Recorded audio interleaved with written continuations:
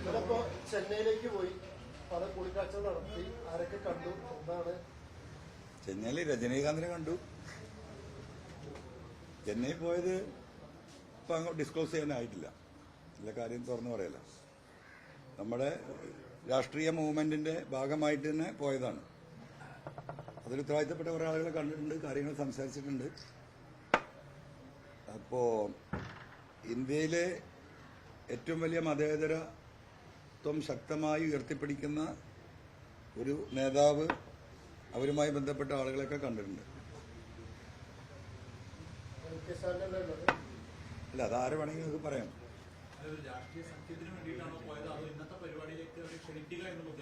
അല്ലല്ല, നമ്മുടെ ഒരു സ്ട്രാറ്റജിയെ കുറിച്ച്, ഈ നമ്മൾ ഉണ്ടാക്കാൻ പോകുന്ന ഈ സംവിധാനത്തെക്കുറിച്ച് പറയാനും അതുമായി നമ്മൾ ചില ആളുകളെയൊക്കെ ബന്ധപ്പെടുന്നുണ്ട്, അതുമായി സഹകരിച്ചു പോകാൻ. ഈ ഒരു ആംഗിളിൽ പ്രവർത്തിക്കുന്ന ഈ ഒരു ചിന്താഗതിയില്ല. മെയിൻ ആയിട്ട് എന്ന് പറയുന്നത് സെക്യുലർ സിസ്റ്റത്തോടൊപ്പം ഇന്ന് രാജ്യം നേരിടുന്ന ഏറ്റവും വലിയ വിഷയം അതാണ്. അതിലൊപ്പം നിൽക്കാൻ കഴിയുന്നവരെ കൂടെ കൂട്ടുക എന്ന നയം തന്നെയാണ്. ഞാൻ ഈ വിഷയത്തിൽ എങ്ങനെയാണ് ഇടതുപക്ഷ പാർലമെന്ററി പാർട്ടിയിൽ നിന്ന് അവരെന്നെ പുറത്താക്കിയെന്ന് പറയുന്നതിന്റെ പേരിലാണ്. ഞാൻ നടത്തിയ പോരാട്ടം ഇവിടുത്തെ പോലീസ് ക്രിമിനലുകൾക്കും അവർക്ക് സപ്പോർട്ട് ചെയ്യുന്ന രാഷ്ട്രീയ പൊളിറ്റിക്കൽ സെക്രട്ടറിക്കും എതിരെയായിരുന്നു ഞാൻ നടത്തിയ നീക്കം. ആ നീക്കം അവസാനം ബഹുമാനപ്പെട്ട മുഖ്യമന്ത്രി എന്നെ തള്ളിപ്പറയുകയും എന്നെ കള്ളനാക്കുകയും ഞാൻ നൽകിയ പരാതികൾ അവജ്ഞയോടുകൂടി തള്ളുന്നു എന്ന് പറയുകയും പൊളിറ്റിക്കൽ സെക്രട്ടറി ഏറ്റവും എന്ത് പ്രവർത്തനം നടത്തുന്ന ആശ്വി എന്തൊരു പ്രവർത്തനം പറഞ്ഞില്ല, മാതൃകാപരമായ പ്രവർത്തനം നടത്തുന്ന വ്യക്തിയാണെന്നും പറഞ്ഞതോട് കൂടിയിട്ട് പിന്നെ എനിക്കതിലൊരു റോളില്ല. ഇപ്പൊ എന്നെ പുറത്താക്കിയെന്ന് പറയുന്നു, പക്ഷേ പാർലമെന്ററി പാർട്ടിയിൽ നിന്ന് എന്നെ പുറത്താക്കിയതായിട്ടുള്ള ഒരു ഒഫീഷ്യൽ ഇന്റിമേഷനും എനിക്ക് കിട്ടിയിട്ടില്ല. അപ്പോൾ അങ്ങനെ ഒരു സാഹചര്യം വരുമ്പോൾ സ്വാഭാവികമായിട്ടും ഞാൻ കേരളത്തിലെ ജനങ്ങളോട് പറഞ്ഞ ഈ വിഷയങ്ങൾ, ആ വിഷയങ്ങൾ ഉയർത്തിപ്പിടിച്ച് മുന്നോട്ട് പോകാൻ കഴിയുന്ന പൊളിറ്റിക്കൽ സപ്പോർട്ട് നൽകുന്ന എല്ലാവരെയും ഈ സോഷ്യൽ മൂവ്മെന്റിന്റെ ഭാഗമായിട്ട് നമ്മൾ സഹകരിപ്പിക്കും. ഇപ്പൊ ഇന്നലെ DGP നടത്തിയ അന്വേഷണത്തിന്റെ റിപ്പോർട്ട് കൊടുത്തു എന്നാ പറയുന്നത്. അപ്പൊ നിങ്ങളെല്ലാവരും കാത്തിരിക്കുന്നത് ADGP അജിത് കുമാറിനെ ആ സ്ഥാനത്ത് നിന്ന് മാറ്റാൻ വേണ്ടിയിട്ടാണ്. ഒരു കാര്യമില്ല. ഞാനതാണ് കഴിഞ്ഞ 10-20 ദിവസമായി ആവർത്തിച്ച് പറയുന്നത്. ഒരു കസേര, നമ്മൾ ഓണത്തിനൊക്കെ കസേരക്കളിയുണ്ട്, ആ കസേരക്കളിക്ക് വിധേയനാക്കേണ്ട ഒരു വ്യക്തിയല്ല ഈ പറയുന്ന അജിത് കുമാർ. അദ്ദേഹത്തെ പോലീസ് ഹെഡ്ക്വാർട്ടേഴ്സിൽ നിന്ന് പുറത്താക്കണം, സസ്പെൻഡ് ചെയ്യണം. സസ്പെൻഷന് വിധേയമാക്കിയിട്ട് വേണം അദ്ദേഹത്തിനെ കുറിച്ച് ഇനിയുള്ള ഫർദർ അന്വേഷണം നടത്താൻ. ഈ പറയുന്ന പൂരം കലക്കിയതിൽ അദ്ദേഹത്തിന്റെ അടുത്ത് വീഴ്ച വന്നിട്ടുണ്ട് എന്ന 3 അക്ഷരത്തിൽ അത് അവസാനിക്കേണ്ടതല്ല. എന്തിനാ വീഴ്ച വരുത്തി, അത് പർപ്പസ്ഫുള്ളി ആണ് നമുക്കറിയാം. അന്വേഷണ സംഘം അത് അന്വേഷിക്കേണ്ടതുണ്ട്. അപ്പൊ അതൊരു ഭാഗം നിൽക്കുകയാണ്. അതിൽ തന്നെ അദ്ദേഹത്തെ സസ്പെൻഡ് ചെയ്യണം. രണ്ടാമത്തെ ഏറ്റവും പ്രബലമായ തെളിവ് ഞാൻ കൊടുത്തത് ADGP അജിത് കുമാറിന്റെ സ്വത്ത് സമ്പാദനയാണ്. അത് ഡോക്യുമെന്റഡ് ആണ്.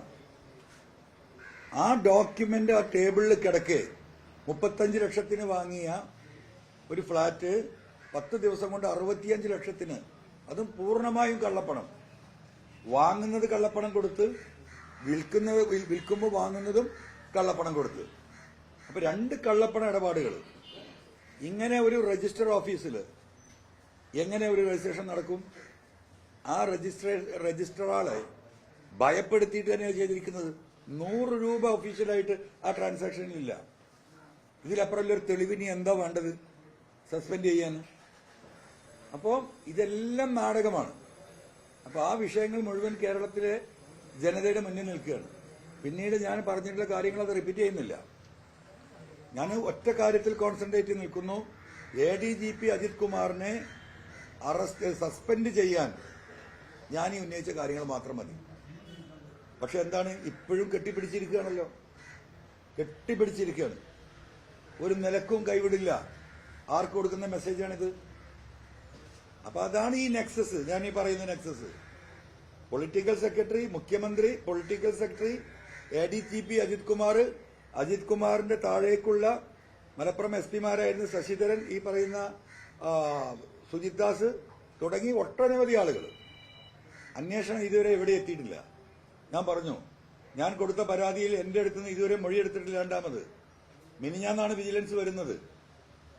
അപ്പോ ഇത്രയും കേരളത്തിലെ പബ്ലിക്കിനെ പച്ചയായി പറ്റിക്കുന്ന, വഞ്ചിക്കുന്ന, വിഡ്ഢികളാക്കുന്ന ഒരു സംവിധാനത്തിലൂടെ ആ റിപ്പോർട്ട് എന്നെ സംബന്ധിച്ച് ഞാൻ ആദ്യം പറഞ്ഞതുപോലെ 2024 ഏറ്റവും വലിയ തമാശയാണ്. അതാണ് ആ വിഷയത്തെക്കുറിച്ച് പറയാനുള്ളത്. രാഷ്ട്രീയ പാർട്ടിയായി പ്രഖ്യാപിക്കാനുള്ള ടെക്നിക്കലായിട്ടുള്ള ചില പ്രശ്നങ്ങളുണ്ട്. അത് നിയമവിദഗ്ധരുമായി നമ്മൾ പഠിച്ചുകൊണ്ടിരിക്കുന്നു. പിന്നെ ഒരു പാർട്ടി, അതിന്റെ രജിസ്ട്രേഷൻ, അതിന്റെ ഫോർമാലിറ്റീസ്, അതുമായി ബന്ധപ്പെട്ട വിഷയങ്ങളുണ്ട്. കുറെ ടെക്നിക്കൽ റീസൺസ് ഉണ്ട്. അപ്പം അത് അതിന്റെ ഒരു ഫ്ലോയിൽ നടക്കും. നമ്മളിപ്പോൾ ഞാൻ ഉയർത്തിയ ഈ വിഷയം, നാട് അഭിമുഖീകരിക്കുന്ന ഈ പ്രതിസന്ധികൾ, അതുപോലെ നമ്മൾ അഡ്രസ് ചെയ്യപ്പെടേണ്ട ഒട്ടനവധി വിഷയങ്ങളുണ്ട്. ഈ നെക്സസിന്റെ ഭാഗമായി, പൊളിറ്റിക്കൽ നെക്സസിന്റെ ഭാഗമായി ഒരു കാലത്തും അഡ്രസ് ചെയ്യപ്പെടാതെ പോയിട്ടുള്ള ചില വിഷയങ്ങൾ അത് പൊതുസമൂഹത്തിലേക്ക് ഉന്നയിക്കുകയാണ്. അതിന്റെ ഒരു വിശദീകരണ കരട് ഇന്നത്തെ യോഗത്തിൽ കേരളത്തിലെ ജനങ്ങൾക്ക് മുമ്പ് വെക്കാനാണ് ഉദ്ദേശിക്കുന്നത്. അതിൽ ചില കാര്യങ്ങളുണ്ട്. നിങ്ങളുടെ ചോദ്യങ്ങൾ ചോദിച്ചതിന് ശേഷം നമുക്ക് അതിലേക്ക് കിടക്കാം.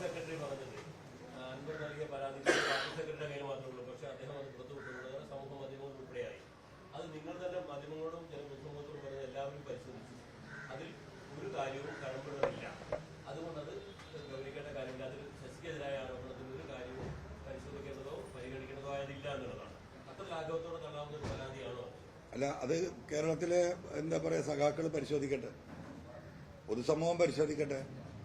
പാർട്ടിക്ക് അങ്ങനെ തോന്നിയിട്ടുണ്ടെങ്കിൽ, ഞാനത് പറഞ്ഞു, പശ്ചിമ ബംഗാളിനേക്കാളും വളരെ മോശമായ അവസ്ഥയിലേക്ക് കെട്ടിവച്ച കാശ് CPM സ്ഥാനാർത്ഥികൾക്ക് കേരളത്തിൽ കിട്ടാത്ത അവസ്ഥയിലേക്ക് ഇതിനെ കൊണ്ടുപോകുന്നു. ആ ബഹുമാനപ്പെട്ട മുഖ്യമന്ത്രിയുടെ ആ നയത്തിനൊപ്പം പാർട്ടി കൂടി നിൽക്കുന്നത് എന്തിനാണ് എന്ന് കേരളത്തിലെ ജനങ്ങളോട് ഒരു ഘട്ടത്തിൽ പാർട്ടിക്ക് വിശദീകരിക്കേണ്ടി വരും. അത്ര മോശമായ അവസ്ഥയിലാണ്. ഇപ്പൊ കണ്ണുരുട്ടി ഒരുപാട് ആളുകളെ തടഞ്ഞു നിർത്തുന്നുണ്ട് കേരളത്തിൽ. അവർക്കൊക്കെ ഇതിലേക്ക് വരണമെന്ന് ആഗ്രഹിക്കുന്നവരാ. പക്ഷെ അവർക്ക് പലർക്കും വരാൻ കഴിയില്ല. അവർക്ക് അവരുടെ റേഷൻ കാർഡ് വെട്ടും വരെ. പലരും ഈ പറയുന്ന ലൈഫ് പദ്ധതിയിൽ അപേക്ഷ കൊടുത്ത് കാത്തിരിക്കുന്നവരാണ്. ഒരു വീട്ടിലൊരു കക്കൂസെങ്കിലും സർക്കാരിൽ നിന്ന് കിട്ടാതെ അത് പണിയാൻ കഴിയാത്ത, സാമ്പത്തിക ശേഷിയില്ലാത്ത പാവപ്പെട്ട മനുഷ്യരാണ്.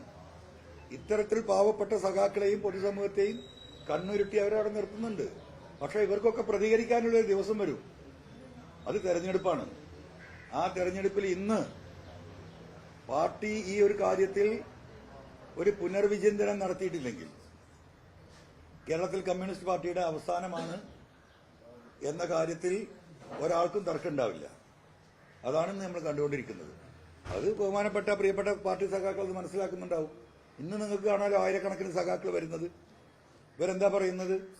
അവിടെ വരുന്നവരൊക്കെ വർഗീയവാദികളാണ്. അപ്പം നിലമ്പൂരിൽ വന്ന 10,000-കണക്കിന് ആളുകൾ വർഗീയവാദികളാണ്. ഇന്ന് മഞ്ചേരിയിൽ വരാൻ പോകുന്ന 10,000-കണക്കിന് ആളുകൾ. അപ്പം കേരളത്തിലെ ഏറ്റവും വലിയ ശക്തി എന്ന് പറയുന്നത് വർഗീയവാദികളാണ്. അതിന് ഉത്തരവും പാർട്ടി പറയേണ്ടി വരും. അങ്ങനെ ഇവരൊക്കെ വർഗീയവാദികളായിട്ടുണ്ടെങ്കിൽ എന്തുകൊണ്ട് ഇവർ വർഗീയവാദികളായി? ഇവരുടെയൊക്കെ മുൻ ചരിത്രം എന്താ പെട്ടെന്ന് ഇങ്ങനെ വർഗീയവാദികളാകാൻ കാരണം? അതിനും ഉത്തരം ഈ പറയുന്ന പാർട്ടി നേതൃത്വവും ഈ പറയുന്ന CM-ഉം പറയേണ്ടി വരും. അതാണ് ആ വിഷയത്തെക്കുറിച്ച് എനിക്ക് പറയാനുള്ളത്. ഡിഎംകെയുടെ നേതാക്കൾ ഇന്നത്തെ പൊതുസമ്മേളനത്തിന് എത്തുമോ? അതുമായിട്ട് ഈ ചർച്ചയിൽ എന്താണ് അവരുടെ ഭാഗത്തു നിന്നുള്ള പ്രതികരണം? അത് ഇപ്പൊ പറയാനായിട്ടില്ല. ഇന്ന് പരിപാടികൾ കാണാനും ഒബ്സർവ് ചെയ്യാനും ഞാൻ ഈ പറഞ്ഞ നമ്മുടെ ഈ മതേതര സ്വഭാവമുള്ള ഉത്തരവാദിത്തപ്പെട്ടവരോടെ ഉണ്ടാവും. സ്റ്റേജിലുണ്ടാവില്ല, അവരോടെ ഉണ്ടാവും. അതാ ജനക്കൂട്ടത്തിൽ കണ്ടെത്താൻ നിങ്ങളുടെ കഴിവാണ്. അപ്പൊ അത് നിങ്ങളുടെ കഴിവാ. ആ ജനക്കൂട്ടത്തിൽ എവിടെയെങ്കിലും ഇവരൊക്കെ ഉണ്ടാവും. ഇവര് ഈ കാര്യം പരിശോധിക്കാൻ വരുന്നവരാണ്. അതിൽ അവര് മാത്രമല്ല, വേറെ പലരും ഉണ്ട്. അത് നിങ്ങൾ ഇഷ്ടംപോലെ ആളുകൾ ഇന്നുണ്ടാവല്ലോ. ഈ സാങ്കേതിക പ്രശ്നം എന്നുള്ളത്, അതായത് രാഷ്ട്രീയ പാർട്ടി രൂപീകരിക്കാനുള്ള സാങ്കേതിക പ്രശ്നം പക്ഷേ താങ്കളുടെ MLA കാലാവധിയോടുകൂടി തീരും. അതിനുശേഷം ഇതൊരു രാഷ്ട്രീയ പാർട്ടിയായി മാറും, അങ്ങനെയാണോ? അല്ല, അതല്ല. നമ്മൾ ഉയർത്തിയ ഈ വിഷയങ്ങൾ സാമൂഹികമായി ഉയർത്തിക്കൊണ്ടുവന്നു. ഇനി കേരളത്തിലെ എല്ലാ ജില്ലകളിലും ഇതുമായി ബന്ധപ്പെട്ട് ഇതുമായി സഹകരിക്കാൻ ആയിരക്കണക്കിന് ആളുകളുണ്ട്. അതിന് ഒരു നെറ്റ്വർക്ക് സിസ്റ്റം നമ്മൾ ഉണ്ടാക്കുന്നുണ്ട്. ഇപ്പൊ ഞാൻ ആകെ യോഗം നടത്തിയിരിക്കുന്നത് മലപ്പുറം ജില്ലയിലാണ്. ഇനിയുള്ള ദിവസങ്ങളിൽ കേരളത്തിലെ മറ്റുള്ള 13 ജില്ലകളിലും ഈ ആശയം ജനങ്ങളിലേക്ക് എത്തിക്കാൻ പൊതുസമ്മേളനങ്ങൾ നടത്താൻ തന്നെയാണ് തീരുമാനം. ഈ കണ്ണൂരിലെ പ്രബലനായ ഒരു പാർട്ടി നേതാവ് താങ്കളുടെ കൂടെ ഉണ്ടെന്ന് പറഞ്ഞു. അപ്പൊ ഡിവൈഎഫ്ഐ പറഞ്ഞ ഒരു പാർട്ടി നേതാവ് പോയിട്ട് പാർട്ടി അംഗം പോയിട്ട് താങ്കളുടെ കൂടെ ഉണ്ടെന്ന് പറഞ്ഞു. ഡിവൈഎഫ്ഐ അത് പറഞ്ഞുകൊണ്ട് ഡിവൈഎഫ്ഐ ആരാ പറയുന്നത്? നേതാക്കന്മാരല്ലേ. ആ അഭിപ്രായം അണികൾക്കുണ്ടോ ചോദിക്കുന്നു നിങ്ങൾ. ഇപ്പോൾ ഡിവൈഎഫ്ഐ ആയാലും CPM ആയാലും ഈ പറയുന്ന അഭിപ്രായം ആ നേതാക്കളുടേത് മാത്രമാണ്. അണികൾ ഈ അഭിപ്രായം ആക്സെപ്റ്റ് ചെയ്യുന്നുണ്ടോ എന്നുള്ളത് അവരൊന്ന് ഭൂമിയിലേക്ക് ഇറങ്ങി അന്വേഷിക്കട്ടെ എന്ന്. ഇന്നത്തെ പരിപാടിയിൽ അങ്ങനെ അപ്രതീക്ഷിതമായ പ്രബലരായ നേതാക്കളൊക്കെ ഉണ്ടാവുമോ എന്നൊന്നും പറയാൻ പറ്റില്ല. ഇപ്പൊ അതൊന്നും പറയാൻ പറ്റില്ല. നമ്മളങ്ങനെ ഞാൻ പറഞ്ഞില്ലേ, എനിക്ക് ഈ കാര്യത്തിൽ ഒരു തിരക്കില്ല. തുടക്കം മുതലേ ഭയങ്കര തിരക്ക് തിരക്കാം. നിങ്ങളെ തിരക്കുകൊണ്ടാണ് ഇപ്പൊ ഈ ആഴ്ച തന്നെ ഈ കാര്യം പറയേണ്ടി വന്നത്. ഇത് 2-3 ആഴ്ച കൂടി കൊണ്ടുപോകണമെന്ന് വിചാരിച്ചിരുന്നു. അപ്പൊ ഇനിയെങ്കിലും എന്നെ തിരക്കാതിരിക്കുക. ഞാനൊന്നും മെല്ലെ ഈ ആളുകളായിട്ട് ഈ സാധാരണക്കാരായിട്ട് പോട്ടെ. ഇന്നിപ്പോ അവിടെ രാവിലെ പന്തല് വന്നപ്പോഴും ഉയർന്ന ചോദ്യത, പ്രബലരായിട്ടുള്ള ആരെങ്കിലും ഉണ്ടാവുമോ? ആരാ പ്രബലന്മാര്? ഈ നാട്ടിലെ സാധാരണക്കാരാണ്, ഈ നാട്ടിലെ തൊഴിലാളികളാണ്, ഈ റോട്ടിൽ വണ്ടി ഓടിക്കുന്ന ഓട്ടോറിക്ഷ തൊഴിലാളികൾ, ടാക്സി തൊഴിലാളികളാണ്, വഴിയോര കച്ചവടക്കാരാണ്. അവരാണ് ഈ രാജ്യത്തിന്റെ പ്രബലര്. അവരിലാണ് ഞാൻ വിശ്വാസം അർപ്പിക്കുന്നത്. അങ്ങനെ പ്രബലരായിട്ടുള്ള 10,000-കണക്കിന് ആളുകൾ ഇന്നത്തെ സമ്മേളനത്തിൽ പങ്കെടുക്കുന്നു. അത്രയേ ആ വിഷയത്തെക്കുറിച്ച് പറയാൻ പറ്റുള്ളൂ. അവരിലാണ് ഞാൻ പ്രബലത കാണുന്നത്. നല്ല തേച്ച് മിനുക്കിയ ഷർട്ടും മുണ്ടും എന്താ പറയാ സുന്ദരമായ മുഖവും നല്ല വാക്ചാരിതയും ഉണ്ടെങ്കിൽ അവര് പ്രബലരാണ് എന്ന് തെറ്റിദ്ധരിച്ച ഒരു സമൂഹം ഇവിടെ ഉണ്ട്. ആ തെറ്റിദ്ധരിച്ച സമൂഹത്തിനെ തെറ്റിത്തിരുത്തിക്കാൻ ജനമാണ് ഇതിന്റെ ശക്തി, ജനമാണ് പ്രബലര്. ആ ആശയത്തിലേക്ക് കേരളത്തിലെ യുവാക്കളെ കൊണ്ടെത്തിക്കുന്ന ഒരു പ്രോസസ്സിന്റെ ഭാഗമാണ് കേരളത്തിലെ ഈ പറയുന്ന ഡെമോക്രാറ്റിക് മൂവ്മെന്റ് ഓഫ് കേരള എന്ന് പറയുന്ന ഈ സോഷ്യൽ സംവിധാനം. അതാണ് ഞാൻ ഇതിൽ ഉദ്ദേശിക്കുന്നത്. മഞ്ചേരിയിൽ ഗുരുതര വകുപ്പുകൾ ചുമത്തി കേസെടുത്തിട്ടുണ്ട് SOGയുടെ പരാതിയിൽ. കേസ് ഇനിയും വരും. ആ വകുപ്പ് അത് ഉണ്ടാവുമല്ലോ. ADGP അജിത് കുമാർ സ്വർണം കടത്തിയാൽ വകുപ്പിൽ കേസ് തന്നെയല്ല, പൂരം കലക്കിയാൽ കേസില്ല. മനസ്സിലായോ? അരീക്കോടത്തെ പോലീസ് SOG ക്യാമ്പിൽ നിന്ന് ഫോൺ ചോർത്തുന്നു. അവിടുത്തെ അത്യാധുനിക ഈ പറയുന്ന മാവോയിസ്റ്റ് ആക്രമണം നിയന്ത്രിക്കുന്നതിന് വേണ്ടിയിട്ടുള്ള UAPA കുറ്റങ്ങൾ ചെയ്യുന്ന ആളുകളെ കണ്ടെത്താൻ വേണ്ടിയിട്ടുണ്ടാക്കിയ സിസ്റ്റം ചോർത്തി ഈ പറയുന്ന ADGP അജിത് കുമാറും സുജിത് ദാസും അവർക്ക് ആവശ്യമായ കേരളത്തിലെ പ്രബലരായ മന്ത്രിമാരുടെ, പൊതുപ്രവർത്തകരുടെ, പത്രമാധ്യമ പ്രവർത്തകരുടെ, സമൂഹത്തിന്റെ മുന്നിൽ നിൽക്കുന്ന എല്ലാവരുടെയും ഫോണുകൾ ചോർത്തുന്നുണ്ട് എന്ന വിവരം എനിക്ക് ലഭ്യമായിട്ടുണ്ട്. ഇത് പരിശോധിക്കണം എന്ന് പറഞ്ഞ പരാതി കൊടുത്ത്, ആ പരാതി കൊടുത്ത കട്ടവനവിടെ നിൽക്കട്ടെ, കണ്ടവനവിടെ നിൽക്കട്ടെ, കാണാത്ത ഞാൻ പറയാം എന്ന് പറയുന്ന സ്ഥിതിയാണ്. ഇതാണ് ഇന്നത്തെ കേരളത്തിന്റെ സ്ഥിതി. കേസെടുക്കട്ടെ എന്ന്. ഇന്ന് ചിലപ്പോ ഈ പരിപാടിയുടെ മുന്നിൽ ചിലപ്പോൾ എന്നെ അറസ്റ്റ് ചെയ്ത് കൊണ്ടേക്കാം. ഞാനതിന് റെഡിയായിട്ട് നിൽക്കണം. അന്വേഷണ റിപ്പോർട്ടിൽ ഇറാൻ കേസ്, മാമിയ കേസ്, ഇതിലൊക്കെ അന്വേഷണത്തിൽ വീഴ്ചയുണ്ടെന്ന് പറയുമ്പോൾ പോലും ADGP കണക്ട് ചെയ്തൊന്നും അതിലില്ല. ADGP C മന്ദപുത്രനല്ലേ? ആ C മന്ദപുത്രൻ എന്ത് ചെയ്യും?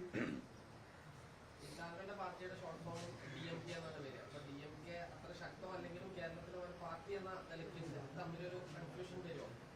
ഇല്ല, കൺഫ്യൂഷൻ വരാണെന്നില്ലല്ലോ. അങ്ങനെ ഇപ്പൊ Kerala Congress M, Kerala Congress B, Kerala Congress C, പിന്നെ ഏതൊക്കെയല്ലേ അശ്മി? വല്ല കൺഫ്യൂഷൻ ഇവിടെ ഉണ്ടാവും. ഒരാൾക്ക് വലിയ കൺഫ്യൂഷൻ ഇല്ല. ഇതിപ്പോ അവിടെ തമിഴ്നാട്ടിലൊരു DMK ഉണ്ട്, ഇവിടെ ഒരു DMK ഉണ്ട്. ഒരിക്കലും കൺഫ്യൂഷൻ ഇല്ലല്ലോ. അങ്ങനെ ആ ബ്രാക്കറ്റിൽ ഞാൻ പറഞ്ഞല്ലോ, ഈ പറയുന്ന സോഷ്യൽ മൂവ്മെന്റ്.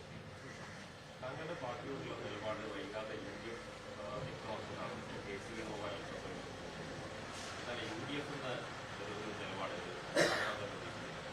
സമദൂരമാണോ? ഞാനോ? ഞാൻ അതിനെ കുറിച്ചൊന്നും ഇപ്പൊ ആലോചിച്ചിട്ടില്ല. ഈ എന്താ പറയുക, കുട്ടി പറക്കുന്നേ ഉള്ളൂ. അപ്പൊ ഇതുവരെ ഗർഭിണിയാണ്. ഇന്നേ പ്രസവിക്കുന്നുള്ളൂ. ഇങ്ങനെ എന്താ പറയാ, ഒന്ന് ഭൂമിയിലേക്ക് ഇറങ്ങി എന്താ പറയാ, ഒരു കാലുറക്കാനുള്ളൊരു ചെറിയ സമയമെങ്കിലും വേണ്ടേ? ജനം എന്ത് തീരുമാനിക്കുന്നു നോക്കാൻ നോക്കുന്നു. You will see. ഇത് ആരുടെയും കുത്തകയല്ല ജനം. അങ്ങനെ ചില ധാരണയിൽ നടക്കുന്നുണ്ട്. അപ്പൊ നിങ്ങളുടെ ചോദ്യത്തിൽ തന്നെ അതാണല്ലോ, എന്താ പ്രബലന്മാരുണ്ടോ? എന്താണ് ഇതിന്റെ മീനിങ്? നിങ്ങൾ ഉദ്ദേശിക്കുന്ന പ്രബലന്മാരാക്കിയതാരാ? ഇനി ആ ആംഗിളിൽ നമുക്ക് സംസാരിക്കാം. ഈ നാട്ടിലെ സാധാരണക്കാരായ ജനങ്ങളല്ലേ. അപ്പം പ്രബലരല്ലാതാക്കുന്നത് ആരാണ്? ഈ പറയുന്ന ജനതയാണ്. ആ ജനതയ്ക്ക് വേണ്ടിയാണ് ഞാൻ സംസാരിക്കുന്നത്. അവർ ഈ സമൂഹത്തിൽ എന്താ പറയാ നേരിട്ട വിഷയങ്ങളാണ് ഞാൻ ഉന്നയിച്ചത്.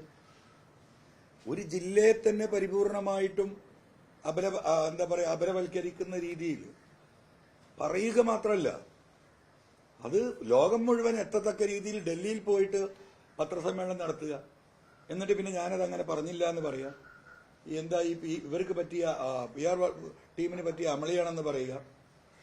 എന്നാൽ അങ്ങനെ ഒരു അമളി പറ്റിയിട്ടുണ്ടെങ്കിൽ ആ പത്രം ഇറങ്ങി 15ാമത്തെ മണിക്കൂർ രാത്രി 8:30 മണിക്ക് ഞാൻ അതിനെക്കുറിച്ച് കോഴിക്കോട് നിന്ന് ഒരു പൊതുയോഗത്തിൽ സംസാരിക്കുന്നത്. പിറ്റേ ദിവസം 30 മണിക്കൂർ കഴിഞ്ഞിട്ടാണ് മുഖ്യമന്ത്രിയുടെ ഓഫീസിൽ നിന്ന് ഇതൊരു വിശദീകരണം. അങ്ങനെ ഒരു തെറ്റ് പറ്റിയിട്ടുണ്ടെങ്കിൽ രാവിലെ എന്തുകൊണ്ട് വിശദീകരണം കൊടുത്തിട്ടില്ല?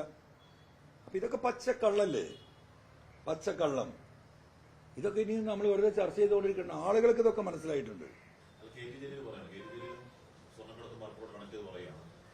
പാലക്കാട് നിന്ന് ഒരു മതവിധി ഉണ്ടാവണം സ്വർണ്ണക്കടത്തിനെതിരെ.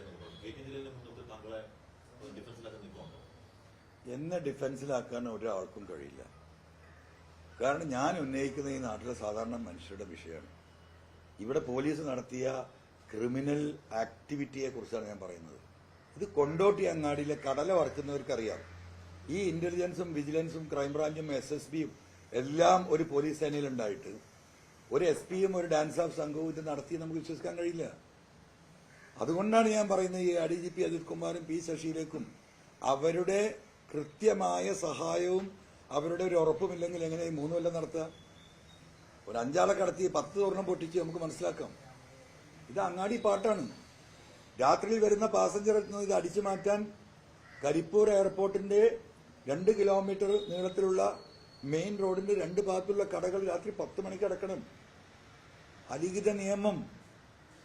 ഇതൊക്കെ ഇത്രയും പച്ചയായി ഈ കാര്യങ്ങൾ നടന്നിട്ട് ഇനിയും അതിനെ ന്യായീകരിക്കാൻ CM പോട്ടെ. എന്ത് ബേസിലാണ് ഈ പാർട്ടി ഇതിനെ ന്യായീകരിക്കുന്നത്? എന്താ പാർട്ടി ഇതുകൊണ്ട് ഉദ്ദേശിക്കുന്നത്? ഇത് എവിടെ പോയി എത്തണമെന്ന് ആഗ്രഹിക്കുന്നത്? എനിക്ക് ശേഷം പ്രളയം എന്നതാണ് ചിലരുടെ ഉദ്ദേശമെങ്കിൽ യാതൊരു നിവൃത്തിയില്ല.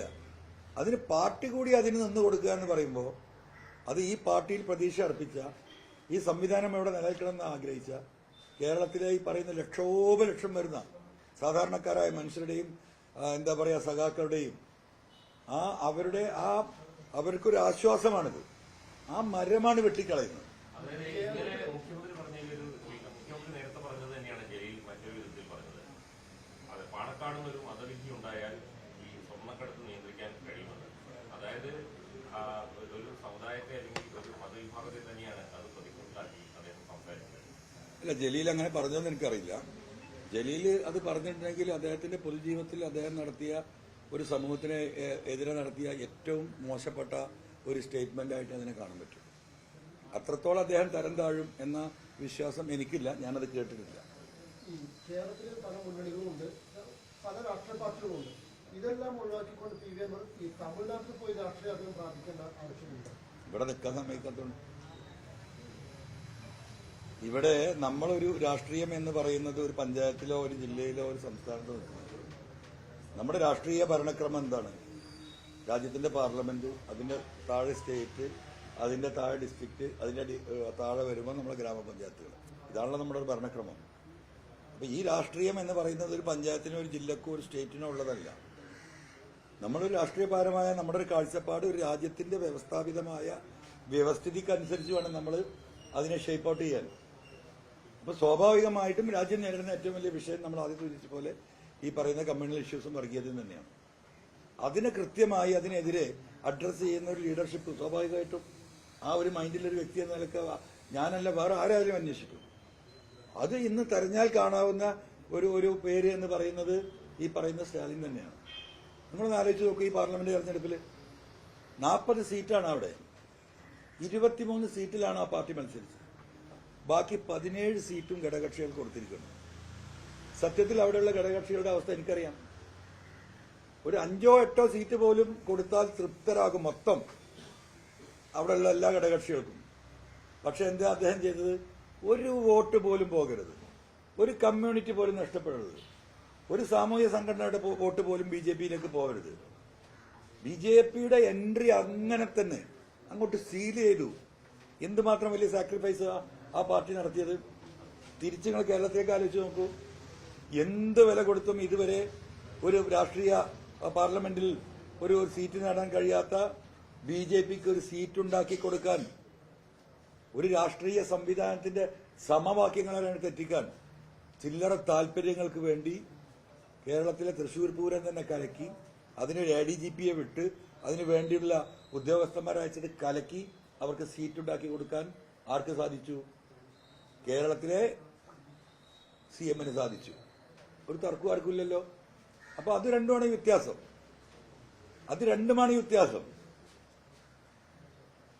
അതുകൊണ്ട് തന്നെയാണ് അങ്ങോട്ടേക്ക് പോകുന്നത്.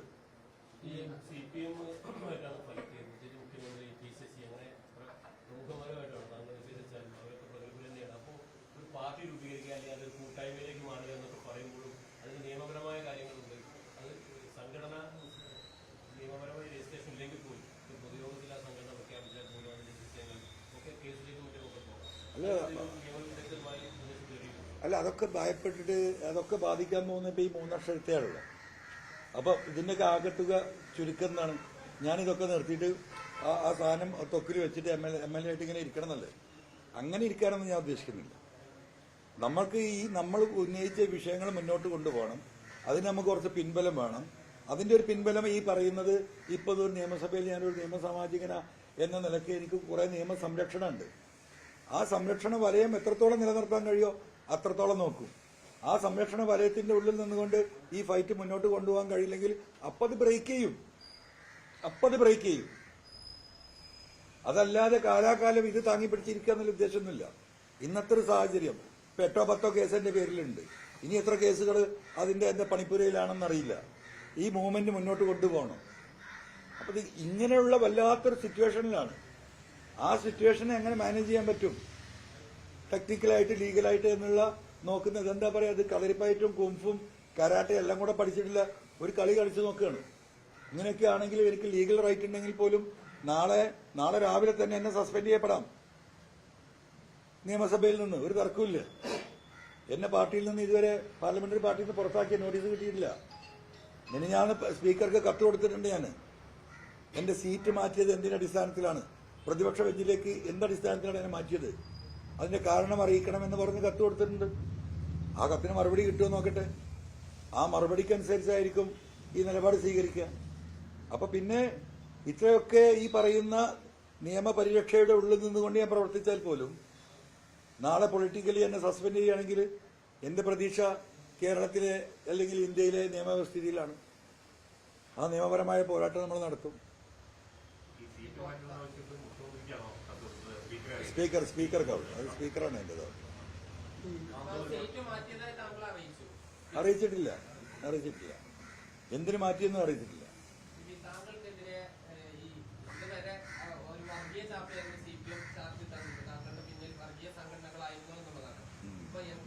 സംബന്ധിച്ച് ഇന്ത്യയിൽ പിണറായി വിജയനേക്കാൾ ഈ ഫാസിസ്റ്റ് വിരുദ്ധനായി കാണപ്പെടുന്ന ആളാണ്.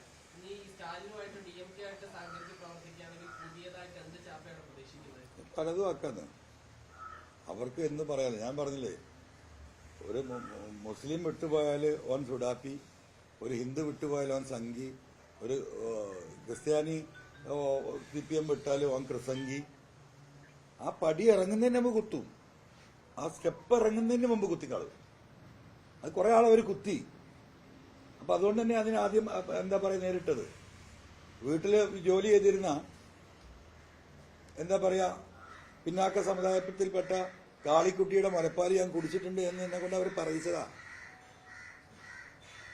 അപ്പം അതിലൊക്കെ ഇപ്പൊ അവർ പരാജയപ്പെട്ടു. ഇനി അവർക്കൊരു വഴിയില്ല. ഇനി ആകെ വഴി എന്താ? കേസിൽ കുടുക്കി ജയിലിലടക്കുക എന്നുള്ളത്. അവർ നോക്കട്ടെ എന്ന് നമുക്ക് നോക്കാം. ആരുമായിട്ട് ഞാനൊരു ചർച്ച നടത്തിയില്ല. ഒരു ചർച്ചയും നടത്തിയിട്ടില്ല. ആദ്യം നിങ്ങൾ ചോദിക്കും ആരാ പിന്നിൽ, ആരുമായിട്ടാ ചർച്ച? ഞാനിപ്പോൾ ഈ പോകുന്നു അതിൽ പലരും നമ്മളെ വിളിച്ച് ഈ പറയുന്ന പോലെ പിന്തുണ അറിയിക്കുന്നുണ്ട്. നിങ്ങൾ മുന്നോട്ട് പോ, ഞങ്ങളൊന്ന് നോക്കട്ടെ, ഞങ്ങളൊക്കെ കൂടെ ഉണ്ട് എന്ന് പറയുന്ന വളരെ ഉത്തരവാദിത്തപ്പെട്ട ഒരുപാട് ആളുകളുണ്ട്. ഞാൻ ആ വാർത്തയിൽ കണ്ടത് അല്ല, അതൊന്നും അവർക്ക് ബാധകമല്ലെങ്കിൽ എല്ലാ കാലത്തും അവരെ സഹായിച്ചിട്ടുള്ള ഒരു വിഭാഗമാണ് AP വിഭാഗം, നമുക്കറിയാലോ. അപ്പൊ അവരെ കൊണ്ടൊക്കെ അങ്ങനെ പറയിപ്പിക്കുക എന്ന് പറഞ്ഞാൽ അവർക്കും അത്തരത്തിലുള്ള അനുഭവങ്ങളുണ്ടാവും. ഞാൻ ആ മാഗസിൻ ഞാൻ കണ്ടില്ല. MK സ്റ്റാലിനെയും പിണറായി വിജയനും തുടർച്ചയായി താരതമ്യം ചെയ്തുകൊണ്ടേയിരിക്കുന്നു. അത്തരം താരതമ്യത്തിലൂടെ CPM ഒരു വിഭാഗം അതിന്റെ പരമായി താങ്കളൊപ്പം വരുമെന്ന് പ്രതീക്ഷിക്കുന്നുണ്ട്.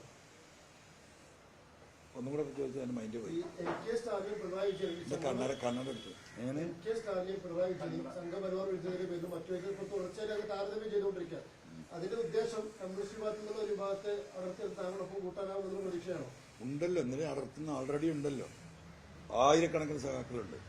അവരിതുവരെ നടത്തിയിരുന്ന പ്രചരണം ഞാൻ ലീഗാവും, ഞാൻ ജമാഅത്ത് ഇസ്ലാമിയാവും, ഞാൻ കോൺഗ്രസിലേക്ക് പോകും എന്ന് പറഞ്ഞുകൊണ്ടായിരുന്നു ഈ സഖാക്കളെ ഒരു പരിധിവരെ അവർ തടഞ്ഞു നിർത്തിയിരുന്നത്. ആ വിഷയം ഇന്നത്തോടു കൂടി അവസാനിക്കല്ലേ?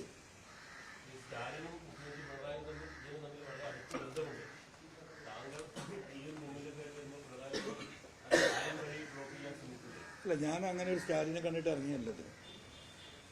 അങ്ങനെ ഒന്നും ഉണ്ടാവുമെന്ന് ഞാൻ പ്രതീക്ഷിക്കുന്നില്ല. ഞാൻ എന്റെ മൂവ്മെന്റ് ആയിട്ട് പോവും, അതിൽ ഒരു തർക്കമില്ല. ആരെ എവിടെ തടുത്താലും അടുത്ത വാതിൽ എനിക്ക് തുറക്കും, എനിക്കറിയാം. ഇല്ലെങ്കിൽ നമ്മളെ തുറപ്പിക്കും. ഇല്ലെങ്കിൽ ഈ അടഞ്ഞു കിടക്കുന്ന വാതിൽ ഈ ജനത്തിനെയും കൂട്ടിയിട്ട് ഞാൻ പോരാട്ടം തുടരും. അതിലൊന്നും PV Anwar ഒരു മടിയില്ല, ഒരു ബേജാറുമില്ല. കാരണം എനിക്ക് ഇതിൽ എന്തെങ്കിലും സ്വാർത്ഥ താല്പര്യങ്ങൾ ഉണ്ടെങ്കിലും ഒക്കെ ഞാൻ ഷെയ്ക്കാവും. എനിക്കതൊരു കാലിച്ചായന്റെ ഉദ്ദേശം ഇതിലില്ലാത്തടത്തോളം കാലം.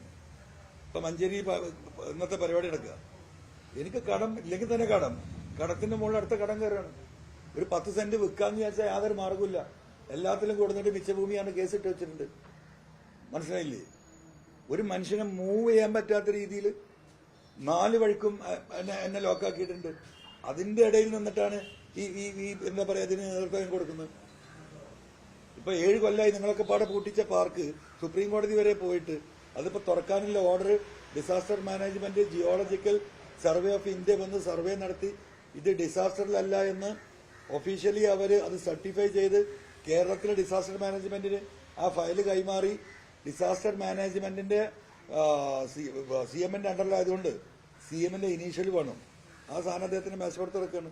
ഞാൻ ഈ സ്റ്റേറ്റ്മെന്റ് കൊടുക്കുന്നതിന്റെ 2 ദിവസം മുമ്പ് വന്നാണ്. അവിടെ നിന്ന് ഇറങ്ങിയിട്ടില്ല. ഇനി അത് കിട്ടുമെന്ന് നിങ്ങൾക്ക് തോന്നുന്നുണ്ടോ? ഈ ഗവൺമെന്റിൽ അത് ഒപ്പിടും നിങ്ങൾക്ക് തോന്നുന്നുണ്ടോ? അപ്പൊ ഇതൊക്കെ ഒരു ഭാഗത്ത് നടക്കുന്നു. ഈ പാർട്ടിക്ക് വേണ്ടിയിട്ട് CPMന് വേണ്ടിയിട്ട് കഴിഞ്ഞ 8 വർഷത്തിനിടയിൽ എത്ര ശത്രുക്കളെ ഞാൻ ഉണ്ടാക്കി നിങ്ങൾക്കറിയാലോ. കേരളത്തിന്റെ നിയമസഭയിൽ ഒരാൾക്കും ഉന്നയിക്കാൻ കഴിയാത്ത ഒരാളും ഉണ്ടല്ലോ. ഇപ്പൊ വലിയ പാർട്ടി സ്നേഹം പറയുന്ന 10-7 ഉണ്ടല്ലോ അവിടെ. ഈ പ്രതിപക്ഷത്തിനെതിരെ കാതലായ വിഷയങ്ങൾ വരുമ്പം മെല്ലെ മെല്ലെ ഒഴിഞ്ഞു മാറുക എന്നല്ലാതെ പ്രതിപക്ഷത്തിന്റെ മുഖത്ത് നോക്കിയിട്ട് 4 വർത്താനം പറയാനുള്ള സീരിയസ് ആയി പറഞ്ഞ ഒരു നേതാവിനെ അവിടെ കാണിച്ചു തരുമോ നിയമസഭയിൽ ഒരാളുണ്ടോ? കാരണം എന്താ? ഇതൊക്കെ സോപ്പിംഗാണ്. ഇതിൽ കുറെ നെക്സസ് ഈ പറഞ്ഞതുപോലെ. അപ്പോഴും അവിടെ രക്തസാക്ഷി ആരാ? PV Anwar. ഇപ്പൊ ഈ സാധാരണ ഈ സഖാക്കൾക്കും വേണ്ടി പറഞ്ഞപ്പോ എന്നെ ചവിട്ടി പുറത്താക്കി. എന്നിട്ട് പാർട്ടി ഇതെന്ത് പാർട്ടിയത്? ഇതെന്ത് പാർട്ടിയാ? കണ്ണൂരിൽ ഞാൻ പറയട്ടെ, കണ്ണൂരിൽ കഴിഞ്ഞ 3 വർഷം 4 വർഷത്തിനിടക്ക് RSS BJP സംഘടനത്തില് എല്ലാ കേസുകളും BJP പ്രവർത്തകര് പ്രതികളായിട്ട് എല്ലാ കേസും വെറുതെ വിട്ടിരിക്കുന്നു. എന്നാലോ കമ്മ്യൂണിസ്റ്റുകാർ പ്രതികളായിട്ടുള്ള മുഴുവൻ ശിക്ഷിച്ചിരിക്കുകയാണ്. ഇത് എന്റെ സ്റ്റേറ്റ്മെന്റ് അല്ല. ആ കണ്ണൂരിൽ നിന്ന് എന്നെ ബന്ധപ്പെട്ടുകൊണ്ടിരിക്കുന്ന, എന്നെ നേരിൽ വന്ന് കണ്ടും എന്റെ ടീമിനെയും ബന്ധപ്പെട്ടുകൊണ്ടിരിക്കുന്ന സഖാക്കളെടുത്തുള്ള വിവരമാണ്. ഇതെങ്ങനെയാ നടക്കുന്നത്? അപ്പൊ ഇതാ പറയുന്നത്. ഇതെല്ലാം സഖാക്കൾ മനസ്സിലാക്കുന്നത്, അനുഭവിക്കുന്നു. ഇനി അവര് തീരുമാനിക്കട്ടെ എന്ന്.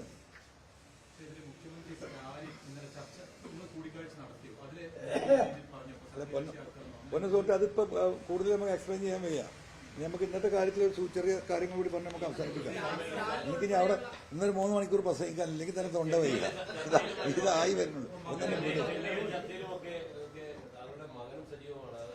അല്ല, മകന് എന്താ വെച്ചാൽ ഞാൻ മിനിയാന്ന് എനിക്ക് പോകാനൊരു മാർഗം അറിയാലോ. ഇന്നലെ തന്നെ നിവൃത്തിയില്ലാതെ പോയതാ. അപ്പൊ നമ്മുടെ ഈ പ്രപ്പോസൽ കൊടുത്ത് ഇവിടെ വിശ്വസിച്ച ആളെ കൊടുത്തു. നമുക്ക് ആരുമില്ലല്ലോ ഇവിടെ. നിങ്ങൾക്ക് ചായ ഉണ്ടായി തരുന്ന ഭാര്യയാണ്, പിന്നെ ഞാനും മകൻ. ഇതാണ് പോരാട്ടം. അപ്പൊ അതിന് വിട്ടാ അവൻ അതിന്റെ പണി കഴിഞ്ഞാൽ അവൻ പോണെങ്കിലേ പോകും. ഈ താങ്കൾ ഉന്നയിച്ച കാര്യങ്ങൾ എന്താണ്, എത്രത്തോളം ഒരു സർക്കാരിനെ പ്രതിസന്ധിയിലാക്കിയിട്ടുണ്ട് എന്നതൊക്കെ ഈ DMK നേതാക്കൾക്ക് ഒരു ബോധ്യം ഉണ്ടല്ലോ അല്ലെ അവിടെ അത്തരം ഇല്ല, അവരിപ്പോ ഈ പറയുന്ന കഴിഞ്ഞ 1.5 മാസമായിട്ടുള്ള ഹിന്ദുവും ഇന്ത്യൻ എക്സ്പ്രസും ക്രോണിക്കിളും ഒക്കെ ഇത് സ്ഥിരമായിട്ട് ഡീറ്റെയിൽഡ് ആയിട്ട് ഇവിടെ വരുന്ന പോലെ റിപ്പോർട്ട് വരുന്നുണ്ട്. അവരിതിനെക്കുറിച്ച് അന്വേഷിച്ചിട്ടുണ്ട്, അവരുടെ ഇന്റലിജൻസ് അന്വേഷിച്ചിട്ടുണ്ട്. ഇത് ഇപ്പൊ ഈ കരിപ്പൂരിലെ ഈ സ്വർണ്ണ തട്ടിപ്പുമായി ബന്ധപ്പെട്ട വിഷയങ്ങൾ ഞാൻ ഉന്നയിച്ച വിഷയത്തിന്റെ ബേസ് അവർ മനസ്സിലാക്കിയിട്ടുണ്ട്. അപ്പം എല്ലാവർക്കും കാര്യങ്ങൾ ബോധ്യമുണ്ട്. ബോധ്യമില്ലാത്ത രണ്ട് ആൾക്കാർക്കാ. അതാരാ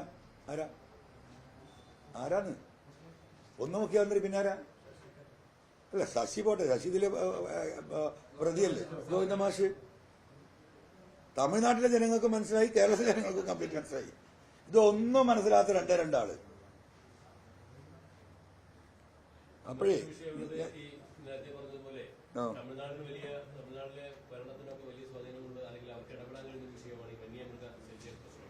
കാരണം പലപ്പോഴും നമ്മുടെ അതിർത്തി 5-6 ജില്ലകൾ തമിഴ്നാടിന്റെ ബോർഡറാണ്. അപ്പൊ അവിടെ ഈ തമിഴ്നാടിന്റെ എന്തെങ്കിലും ഇടപെടൽ, പ്രത്യേകിച്ച് ഈ വന്യമൃഗങ്ങളെ നിയന്ത്രിക്കുന്ന കാര്യത്തിലോ അല്ലെങ്കിൽ ഇങ്ങനെ കേരളത്തിലേക്ക് ആളുകളെ നിയന്ത്രിക്കുന്ന കാര്യത്തിലൊക്കെ എന്തെങ്കിലും അവർക്കൊരു ശക്തമായ സഹായം അടുത്തുണ്ടാവും. കാരണം ഈ 2 സ്റ്റേറ്റും കൂടി വിചാരിച്ചാൽ തന്നെ നമ്മുടെ ഇപ്പൊ ഈ പറയുന്ന ഈ ബൗണ്ടറി, തമിഴ്നാടിന്റെ ബൗണ്ടറി ഷെയർ ചെയ്യുന്ന നമ്മുടെ സ്റ്റേറ്റിലെ ഈ വിഷയങ്ങൾ 2 സ്റ്റേറ്റുകൾ തമ്മിൽ കൃത്യമായ കോർഡിനേഷൻ ഉണ്ടായാൽ ആ വിഷയത്തിന്റെ ഒരു 90-95% നമുക്ക് പരിഹരിക്കാൻ കഴിയും. ഇത് അങ്ങനത്തെ ഒരു കോർഡിനേഷനും ഇല്ല. എന്താ നമ്മളെ വനംവകുപ്പ് മന്ത്രിയുടെ സ്ഥിതി എന്നൊക്കെ അറിയാലോ. അത് സാധുവിന് വയസ്സായി, അദ്ദേഹത്തിന് എന്താ പറയാ ആരോഗ്യപരമായ പ്രശ്നങ്ങളുണ്ട്. ഈ ഉദ്യോഗസ്ഥൻ, ഞാൻ പണ്ട് പറഞ്ഞിട്ടുണ്ട്, കെ സുധാകരൻ ഫോറസ്റ്റ് മന്ത്രിയാകുന്ന കാലത്ത് അന്ന് അദ്ദേഹം എന്നോട് പറഞ്ഞിട്ടുണ്ട്, അതായത് ഇതിലേറെ ആരോഗ്യവും ഇതിലേറെ ശേഷിയും ഇതിലേറെ ശക്തിയും ഉണ്ടായിരുന്ന സുധാകരൻ ഉള്ള കാലത്ത് എന്നോട് പറഞ്ഞ, എന്റെ അൻവറെ ആന കെട്ടിവലിച്ചാൽ ഈ വകുപ്പ് അനങ്ങൂലട്ടോ. അദ്ദേഹം ഉപയോഗിച്ച വാക്കതാ, ഇന്നും എനിക്ക് ഓർമ്മയുണ്ട്, 20 വർഷം മുമ്പ് പറഞ്ഞതാ. അപ്പൊ അങ്ങനെ ഒരു വകുപ്പിൽ ഇങ്ങനെ ഒരു മന്ത്രിയും കൂടി ഉണ്ടായാൽ എന്താ സ്ഥിതി? അയാൾക്ക് സാധിക്കില്ല. ഞാൻ പാർട്ടിയോട് പലപ്പോഴും ഇത് പറഞ്ഞിട്ടില്ല, ഈ വകുപ്പ് പാർട്ടി ഏറ്റെടുക്കണം, അത് നല്ല ശേഷിയുള്ളവർക്ക് കൊടുക്കണം. ഇത് ഈ പറയുന്ന ഘടകകക്ഷികൾക്ക് കൊടുക്കേണ്ടതല്ല. ഈ പറയുന്ന 10, 80, 90 ലക്ഷം ആളുകളെ ബാധിക്കുന്ന വിഷയമാണ്. അത് പാർട്ടി ഏറ്റെടുക്കണം, മറ്റു വകുപ്പുകൾ കൊടുക്കണം, ഇത് കൈകാര്യം ചെയ്യണം. ഇത് കേന്ദ്രമാണ് എന്ന് പറഞ്ഞുകൊണ്ട് ഇതിൽ നിന്ന് തടിയൂരുന്നതല്ല ഒരു ഗവൺമെന്റിന്റെ ഉത്തരവാദിത്തം. ആ ഉത്തരവാദിത്തം ഗവൺമെന്റ് നിർവഹിക്കാനുള്ള നടപടികൾ സ്വീകരിക്കണം ഞാൻ പറഞ്ഞിട്ടുണ്ട്. ഞാനിപ്പോ ഈ കഴിഞ്ഞ ആഴ്ച പ്രസംഗിച്ചതൊന്നുമല്ല, ഇതിനു മുമ്പ് ഒരു അദാലത്ത് വെച്ചിരുന്നല്ലോ ഈ മലയോര മേഖലയിലെ എല്ലാ കോൺസ്റ്റിറ്റ്യുവൻസിയിലും. അന്ന് അബ്ദുറഹ്മാൻ മിനിസ്റ്ററും ഈ മിനിസ്റ്ററും ചീഫ് സെക്രട്ടറി അടക്കമുള്ളവർ ആ അദാലത്തിൽ പങ്കെടുത്ത കരടായിൽ. അന്ന് ഇതിലേറെ രൂക്ഷമായി ഞാൻ പ്രസംഗിച്ചിട്ടുണ്ട്. ഞാൻ ആദ്യമായിട്ട് പറയുന്നില്ല. പക്ഷെ താങ്കൾ ഈ നിരന്തരം ഞാൻ പാർട്ടിക്ക് കത്ത് കൊടുത്തിരുന്നു എന്ന് പറയാം. ഗോവിന്ദ മാഷ് അവസാനം നടത്തിയ വാർത്താ സമ്മേളനത്തിൽ പറഞ്ഞത് ശശിക്കെതിരായ ഒരു പരാതി മാത്രമാണ് ലഭിച്ചത്. താങ്കൾ നേരത്തെ പറഞ്ഞിരുന്ന ഒരു പുസ്തകമാക്കാനുള്ള അത്രയും പരാതി ഉണ്ട് എന്നാണ്. പക്ഷെ ഇതിന് മുൻപ് ഒരു പരാതിയും കിട്ടിയിട്ടില്ല എന്നാണ് പറയുന്നത്. അതിപ്പോഴല്ലേ പറഞ്ഞു, ഞാൻ പുസ്തകമാക്കാനുള്ള പരാതി ഉണ്ടായിരുന്ന മാസങ്ങളായി, കഴിഞ്ഞ 3-4 ആഴ്ചയായിട്ട് ഞാൻ പറഞ്ഞുകൊണ്ടിരിക്കുക. എന്ത് ഇതിന്റെ ഇടയിൽ മറുപടി പറഞ്ഞ് എനിക്കിനിയിപ്പോ AKG സെന്ററിൽ പോയിട്ട് ആ പെട്ടി തുറന്നിട്ട് ഇത് എടുത്ത് നിങ്ങൾക്ക് കാണിച്ചു തരാൻ പറ്റുമോ? അതിൽ വസ്തുത ഉണ്ടെങ്കിൽ എന്ന് പറയണം. ഞാൻ ആദ്യം പറഞ്ഞ അന്ന് പറയണം. ഞാനത് പറയാൻ തുടങ്ങിയിട്ട് 1 മാസമായി. ഇന്നലെ മിനിയാന്നോ മാഷ് അത് പറഞ്ഞാൽ മതിയോ? ഇങ്ങനെ കളവ് പറഞ്ഞിട്ട് ഇത് മൂടി വെക്കാൻ സാധിക്കുമോ? നേരത്തെ കുടിയേരിയൊക്കെ ഉണ്ടാകുമ്പോൾ പാർട്ടി മുഖ്യമന്ത്രി അല്ലെങ്കിൽ പാർലമെന്റ് പാർട്ടി ലീഡർ ഉണ്ടെങ്കിൽ പോലും പാർട്ടി സെക്രട്ടറി, സംസ്ഥാന സെക്രട്ടറി നിലപാടെടുക്കുന്ന ചില കാര്യങ്ങൾ എന്തുകൊണ്ടാണ് ഗോവിന്ദ മാഷ് അത്ര നിലപാടെടുക്കാത്തത്? അതിൽ 2-3 കാര്യങ്ങളുണ്ട്. 2-3 കാര്യങ്ങൾ ഞാൻ വിശദീകരിക്കാം. അതിൽ ഗോവിന്ദ മാഷ് മാത്രം കുറ്റം പറയാൻ പറ്റില്ല. പിണറായി ഗവൺമെന്റ് അധികാരത്തിൽ വന്ന് എനിക്ക് തോന്നുന്നു ഒരു 1.5-2 വർഷം കഴിയുമ്പോഴാണ് ബിനീഷ് കൊടിയേരിന്റെ വിഷയം ഉണ്ടാവുന്നത്. ബിനീഷ് കൊടിയേരി അറസ്റ്റ് ചെയ്യപ്പെട്ടു, ബാംഗ്ലൂരിലേക്ക് കൊണ്ടുപോകപ്പെട്ടു, 1.5 വർഷം ജയിലില്ല.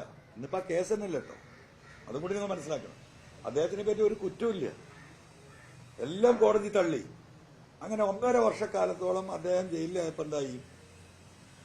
കൊടിയേരി സഖാവിനെ സംബന്ധിച്ച് അദ്ദേഹത്തിന് ഭയങ്കര മാനസിക സംഘർഷം ഉണ്ടാവും, സ്വാഭാവികമാണ്. എന്റെ മകൻ ഇപ്പൊ അതുപോലെ, ഞാനൊരു പൊതുരംഗത്ത് നിൽക്കുമ്പോൾ എന്റെ മകൻ അതുപോലത്തെ ഒരു കേസിൽപ്പെട്ട എനിക്ക് മാനസിക സംഘർഷം ഉണ്ടാവും. അങ്ങനെ ഒരു ഘട്ടത്തിൽ അദ്ദേഹം ഒഴിഞ്ഞു. ആ ഒഴിയുന്നത് വരെയുള്ള കാലഘട്ടം സത്യത്തിൽ അദ്ദേഹം ഭയങ്കര ഡെസ്പായിരുന്നു.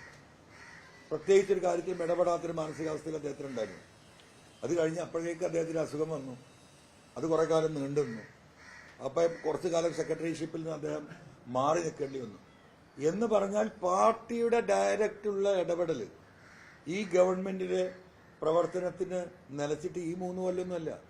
കോടിയേരി സഖാവ് മരിക്കുന്നതിന്റെ ഒരു 2-2.5 വർഷം മുമ്പ് തൊട്ട് എന്ന് പറഞ്ഞാൽ കഴിഞ്ഞ ഒരു 6 വർഷം ഏകദേശം പാർട്ടി സെക്രട്ടറിമാരുടെ ഇടപെടൽ ഈ ഗവൺമെന്റിൽ, പാർട്ടി സെക്രട്ടേറിയറ്റിന്റെ ഇടപെടൽ ഈ ഗവൺമെന്റിൽ ഉണ്ടായിട്ടില്ല. എല്ലാം നിയന്ത്രിച്ചത് CM തന്നെയാണ്. പാർട്ടിയും CM-ഉം ഒന്നായ ഒരവസ്ഥാവിശേഷം വരുന്നത് അന്ന് തൊട്ടിട്ടാണ്. ബിനീഷിന്റെ അറസ്റ്റോട് തൊട്ടിട്ടാണ്. പിന്നെ അദ്ദേഹത്തിന് സുഖമില്ലാതാവുന്നു. അങ്ങനെ പരുവപ്പെട്ട ഒരവസ്ഥയിൽ പാർട്ടിയുടെ ഇടപെടലുകൾ പറ്റ ഒഴിവായ ഒരവസ്ഥയിലാണ് ഗോവിന്ദമാഷ് സെക്രട്ടേറിയറ്റ് വരുന്നത്. സ്വാഭാവികമായിട്ടും ഗോവിന്ദമാഷെ പോലെയുള്ള ആ ഒരു മിഡിൽ ലീഡേഴ്സിനിടയിൽ നിന്ന് അദ്ദേഹം വരുന്നത്. അദ്ദേഹത്തിന്റെ അതേ നിലവാരമുള്ള സെക്രട്ടറിമാരാകാവുന്ന പലരുണ്ടെന്ന് നിങ്ങൾക്കും നമുക്കും പാർട്ടിക്കാർക്കൊക്കെ അറിയാം. പക്ഷെ ഒരു കോംപ്രമൈസ് കാൻഡിഡേറ്റ് എന്ന നിലക്ക് ഗോവിന്ദമാഷ് സെക്രട്ടറി വരിക, അദ്ദേഹത്തിനും പാർട്ടിയെ നയിക്കാൻ ഈ വിഷയത്തിൽ ഗവൺമെന്റുമായി റിലേറ്റഡ് ആയ വിഷയത്തിൽ നോ, അത് പറ്റൂല എന്ന് പറയാൻ സാധിച്ചിട്ടില്ല. നമ്മളെ എന്താ പറയാ, അസംബ്ലിയിൽ വന്ന പല ബില്ലുകളും അതിന് തെളിവാണ്. അതൊക്കെ എടുത്തു പറയാൻ നമ്മൾ ഒരുപാട് വിശദീകരിക്കേണ്ടി വരും. അപ്പൊ പരിപൂർണമായിട്ടും സിംഗിൾ പേഴ്സൺ സെൻട്രലൈസ്ഡ് ഗവൺമെന്റും പാർട്ടിയാണ് കഴിഞ്ഞ 6 കൊല്ലം പോയത്. അതിന്റെ ദുരന്തമാണ് ഇപ്പൊ ഈ അനുഭവിച്ചുകൊണ്ടിരിക്കുന്നത്. ആ ക്ലച്ചസിൽ നിന്ന് ഈ പാർട്ടിക്ക് ഈ ഒരു ഘട്ടത്തിലെങ്കിലും, ഇതിപ്പോ ഈ ക്ലച്ചസിൽ നിന്ന് പാർട്ടിക്ക് എസ്കേപ്പ് ചെയ്യാവുന്ന, പുറത്തു കടക്കാവുന്ന ഒരു സ്റ്റാൻഡ് എന്തായിരുന്നു പാർട്ടി ചെയ്യേണ്ടിയിരുന്നത്? ഞാൻ ഉന്നയിച്ച വിഷയങ്ങൾ കാതലാന്ന് അവർ പറയുന്നുണ്ടല്ലോ, അന്വേഷണം നടക്കുന്നുണ്ടല്ലോ. ഇപ്പതാ കൊടുത്ത റിപ്പോർട്ടിൽ ഞാൻ ഉന്നയിച്ച എയർപോർട്ട് സ്വർണ്ണക്കള്ളക്കടത്തും റിദാൻ ബാസിൽ കേസും പൂരം കലക്കലും മാമി കേസിലും തെറ്റ് പറ്റിയിട്ടുണ്ട് എന്നാണല്ലോ പറയുന്നത്. അപ്പൊ പറഞ്ഞതിന്റെ അർത്ഥം എന്താ? അപ്പൊ എന്താ പാർട്ടി എടുക്കേണ്ട നിലപാട്? പാർട്ടിക്കൊരു നിലപാടെടുക്കുക. CM നിങ്ങളത് പറയരുത്. ഇവര് മാറി നിൽക്കട്ടെ, അന്വേഷണം നടക്കട്ടെ, നോ എന്ന് പറയാൻ ആർക്കെങ്കിലും ധൈര്യമുണ്ടോ? ഒരാൾക്കും ധൈര്യമില്ല. അപ്പം ഈ പറയുന്ന ഗോവിന്ദമാഷക്ക് മാത്രമല്ല, പാർട്ടി സെക്രട്ടേറിയറ്റിനും പാർട്ടി സ്റ്റേറ്റ് കമ്മിറ്റിക്കും ഈ പാർട്ടിയുടെ അടിത്തറ തകരുന്നതിന് അവർക്ക് ഉത്തരവാദിത്തമുണ്ട്.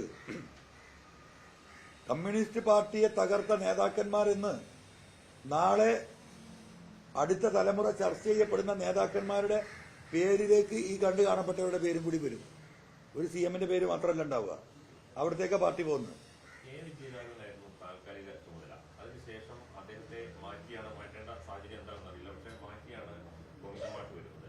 അല്പം കൂടി CM-നെ അടിമയാക്കാൻ പറ്റിയത് MV ഗോവിന്ദനെയാണ് എന്നൊരു നിഗമനത്തിലായിരിക്കും അദ്ദേഹത്തെ കൊണ്ടുവന്നത്.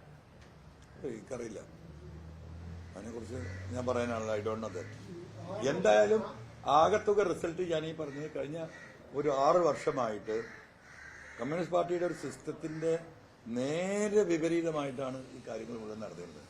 അതിന്റെ പരിണിത ഫലമാണ് ഇന്ന് ഈ പാർട്ടി നേരിടുന്നത്. ഈ ഒരു ഘട്ടത്തിലെങ്കിലും, ഈ ഘട്ടം കൂടി കഴിഞ്ഞു പോകണം കേട്ടോ.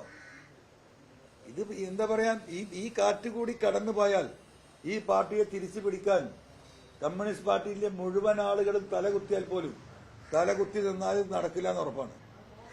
അത് അവർ മനസ്സിലാക്കിയിട്ട് നമ്മൾ ഈ ഇടതുപക്ഷ പ്രസ്ഥാനങ്ങൾ ഒരിക്കലും തകരരുതെന്ന് ആഗ്രഹിക്കുന്ന ഒരു വ്യക്തിയാണ് ഞാൻ. ഇപ്പോഴും ഞാൻ ആ പാർട്ടിയെ ഇതുവരെ തള്ളി പറഞ്ഞിട്ടില്ല, ആ പാർട്ടി സഖാക്കളെ ഇതുവരെ തള്ളി പറഞ്ഞിട്ടില്ല. എന്റെ കൈയും കാലും വെട്ടുമെന്ന് പറഞ്ഞപ്പോഴും ഞാൻ അതിനെ പ്രതികരിച്ചിട്ടില്ല. കാരണം എന്താ അറിയോ, ഒരു വീണ്ടും ഒരു തിരിച്ചറിവ് ഉണ്ടാകാനുള്ള ഒരു സാധ്യത എന്റെ ഒരു സ്റ്റേറ്റ്മെന്റ് കൊണ്ട് അത് മുടങ്ങിപ്പോകരുത് എന്ന എന്താ പറയാ എന്റെ ധാർമ്മിക ബാധ്യതയാണ് ഞാൻ ഈ നിമിഷം വരെ ഞാൻ നിറവേറ്റിയിട്ടുള്ളത്.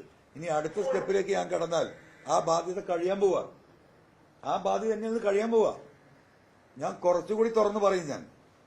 അപ്പം അങ്ങനെ പോവാനാണ് തീരുമാനമെങ്കിൽ അങ്ങനെ പോട്ടെന്ന്. ഇപ്പൊ രക്തസാക്ഷികളുടെയും പറയുന്ന AKGയുടെയും EMSന്റെയും ഒക്കെ കഥ പറഞ്ഞ് നടന്നിട്ട് ഒരു കാര്യമില്ല. ആ രക്തസാക്ഷികളാക്കിയ ആളുകളെ കുറിച്ച്, അവരെ രക്തസാക്ഷിയാക്കിയവരെ മഹത്വവൽക്കരിക്കുന്ന നേതാക്കന്മാർ കമ്മ്യൂണിസ്റ്റ് പാർട്ടിയിൽ ഉയർന്നു വരികയാണ്. RSS ഏറ്റവും നല്ല വലിയ സംഘടനയാണ് എന്ന് സർട്ടിഫൈ ചെയ്യുന്നു കണ്ണൂരിൽ നിന്നുള്ള ചില നേതാക്കള്. ആ കുടുംബങ്ങൾ എന്നെ ബന്ധപ്പെടുന്നുണ്ട്. ഈ നിലവാരത്തിലേക്ക് കമ്മ്യൂണിസ്റ്റ് പാർട്ടി പോകുന്നു.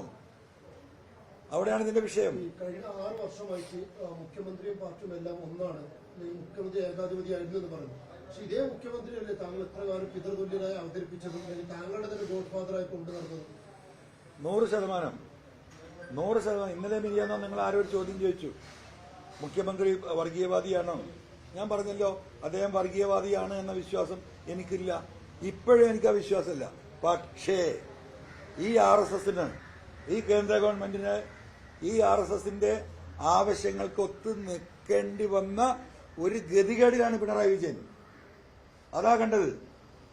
ആ കൊലച്ചതിയാണ് ഈ സമൂഹത്തോട് ചെയ്യുന്നത്. അത് തുറന്നു പറയണം അദ്ദേഹം. അല്ലെങ്കിൽ ആ സ്ഥാനത്ത് അദ്ദേഹം മാറണം. അല്ല, അതല്ല പറഞ്ഞത്. ഇതേ പലവട്ടം പറഞ്ഞതാണല്ലോ. എന്താണ് ഈ സ്വർണ്ണക്കള്ളക്കടത്ത്? ഈ സ്വർണ്ണക്കള്ളക്കടത്ത് ആരുമായി ബന്ധപ്പെട്ടതാണ്? എന്തുകൊണ്ടത് അന്വേഷിക്കാത്തത്? P. ശശിയെ വരെ ഞാൻ പറഞ്ഞല്ലോ.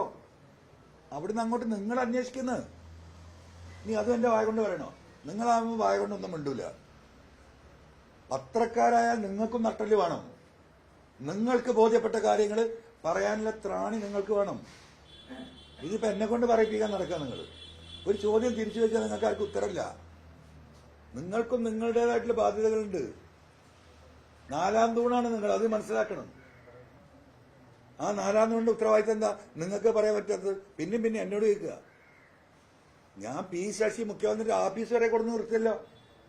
ഇനി അവിടുന്ന് അങ്ങോട്ട് നിങ്ങൾ പറയുന്നത് ഈ ടൈം കഴിഞ്ഞാൽ സ്വാഭാവികമായി എല്ലാവരും മനസ്സിലാക്കുന്നത് പിണറായി വിജയൻ കുഴിയുമെന്നാണ്.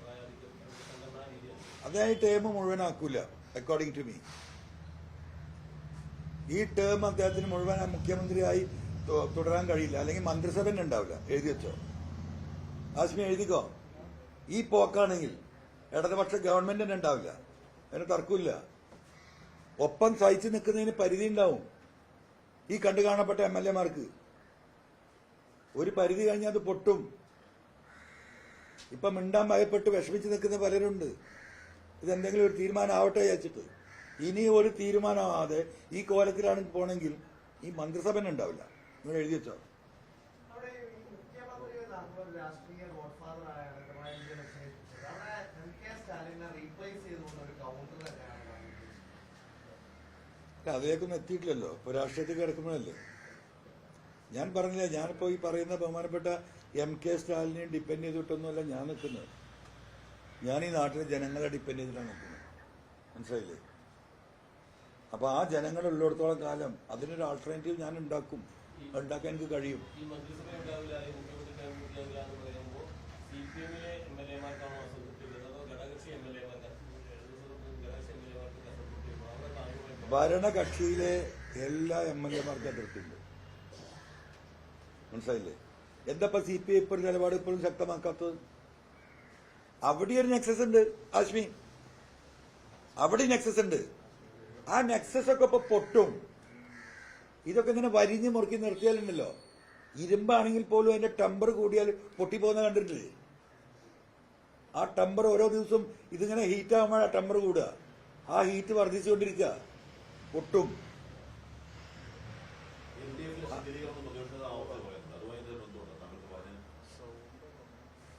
അല്ല, ശിഥിലീകരിക്കപ്പെടുമല്ലോ ഈ രീതിയിലാണ് പോകുന്നെങ്കിൽ. സ്വാഭാവികമല്ലേ? ആർക്കും ഒരു ആത്മാഭിമാനം എന്ന് പറയുന്നത് ഏതൊരു മനുഷ്യനുള്ളതാണ്. അത് എത്ര ചെറിയവനാണെങ്കിലും അവന്റെ ആത്മാഭിമാനത്തിന് തൊടുമ്പോൾ അവൻ പ്രതികരിക്കും. എത്ര നിവൃത്തി കെട്ടവനാണെങ്കിലും. അപ്പൊ യുദ്ധങ്ങളുടെയൊക്കെ ചരിത്രം നമ്മൾ വായിക്കുമ്പോൾ കാണാം, ഈ അവസാനം ഈ പടയാളി പടപൊരുതി വീണ് അവനൊന്നും മാർഗമില്ല. അപ്പം എതിരാളി വന്നിട്ട് ഈ ശൂലം കുത്തിയിറക്കാൻ വരുമ്പം ആ കിടക്കുന്നിടത്ത് ഇവന്റെ മുഖത്തേക്ക് തുപ്പും. അവൻ അതേ മാർഗമുള്ളൂ. അതാണ് ഒരു മനുഷ്യന്റെ അവസാനത്തെ പ്രതികരണം.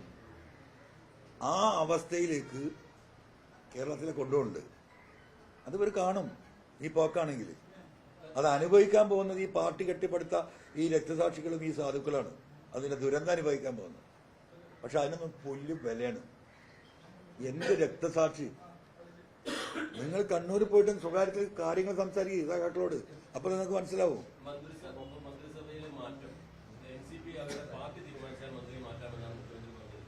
പക്ഷേ പാർട്ടി കേന്ദ്രത്തിൽ തീരുമാനിക്കുകയും ഈ മന്ത്രിയും പാർട്ടി പ്രസിഡന്റും നിയുക്ത മന്ത്രിയാകാൻ പാർട്ടി തീരുമാനിച്ച ആളും മുഖ്യമന്ത്രി പറയുന്നത് പിന്നീട് ആവാം എന്ന് പറഞ്ഞു മാറ്റുകയാണ്. അതായത്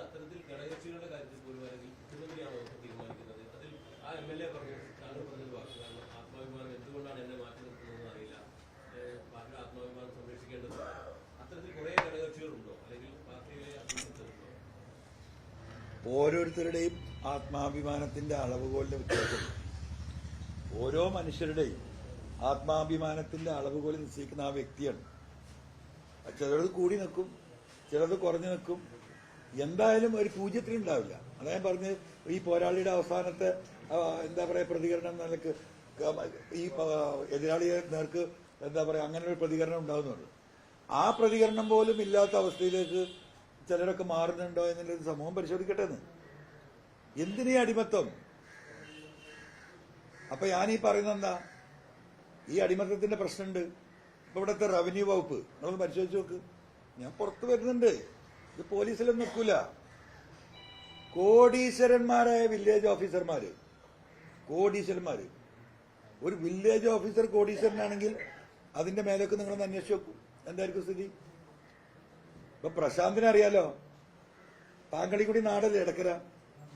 50 സെന്റ് സ്ഥലം 5 ഫാമിലി കൂടി പോലീസ് സ്റ്റേഷൻ പണിയാൻ വേണ്ടിയിട്ട് തന്നു. ഇവരൊക്കെ ഉണ്ട് അതില്. സംയുക്തമായി ഞങ്ങളുടെ കമ്മിറ്റി ഉണ്ടാക്കി ജനങ്ങൾ ഫ്രീ ആയിട്ട് തരുന്ന സ്ഥലമാണ്.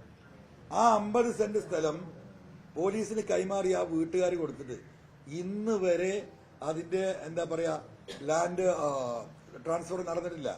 റവന്യൂ വകുപ്പ് കൊടുത്തിട്ടില്ല. കാരണം എന്താ, അതിനിപ്പോ ആരും പൈസ കൊടുക്കാനില്ലല്ലോ. 3 മാസമായി ഞാൻ നിലമ്പൂർ തഹസിൽദാർക്ക് ഒരു വിവരാവകാശം കൊടുത്തിട്ട്. എന്താ വിവരാവകാശം?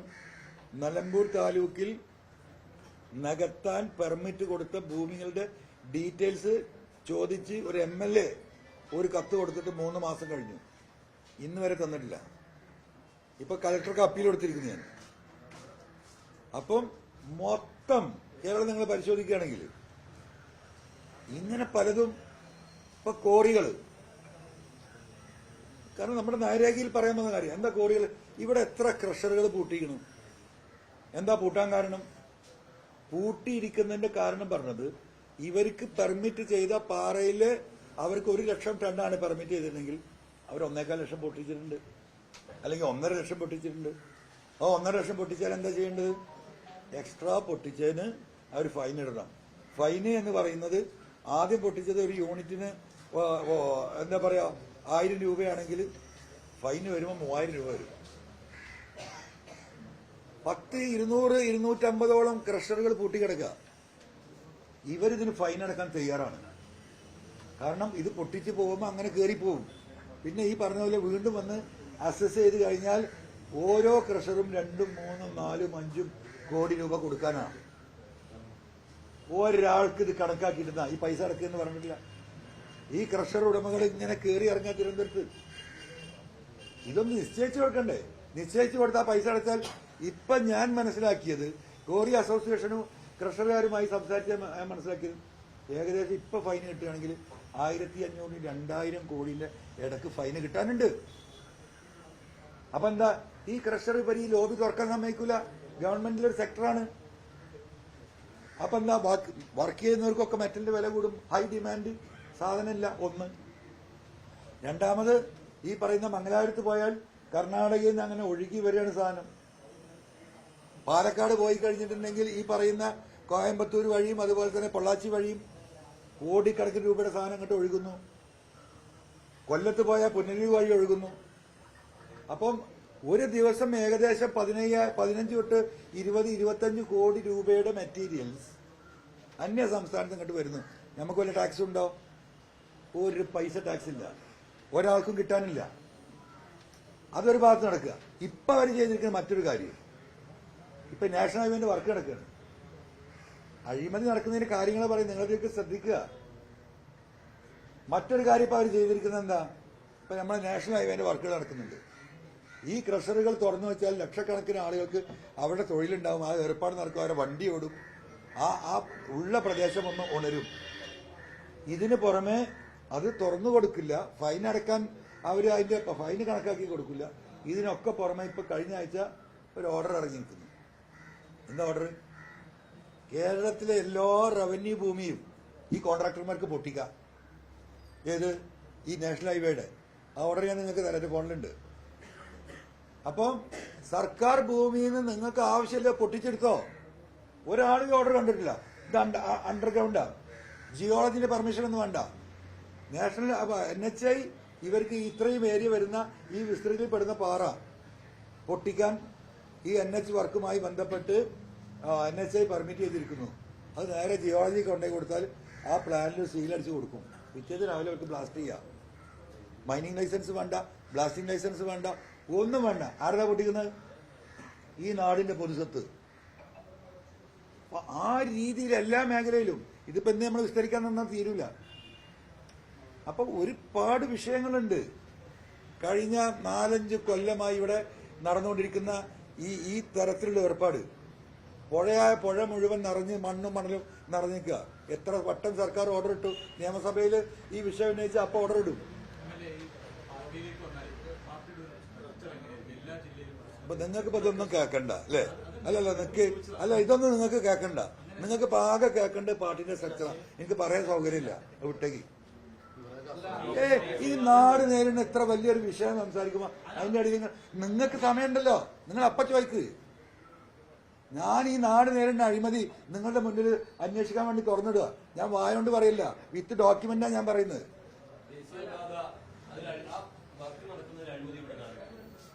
ഇതന്നെ അഴിമതിയല്ലേ പ്രശാന്ത്? അഴിമതി പല രൂപത്തിലല്ലേ?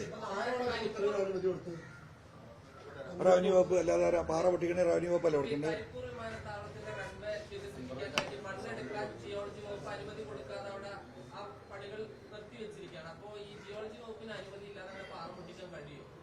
ഒന്നും വേണ്ട. ജിയോളജി വകുപ്പ് അനുമതി കൊടുക്കുന്നതിന് NHI റെക്കമെൻഡ് ചെയ്താൽ ആ കടലാസ് കൊണ്ട കോൺട്രാക്ടറെ മാനേജറോ ഒരു സ്റ്റാഫോ ഒരു പ്യൂണോ അവിടെ പോയി കഴിഞ്ഞാൽ ജിയോളജിക്കാർ സീലടിച്ചു കൊടുക്കുകയാണ്.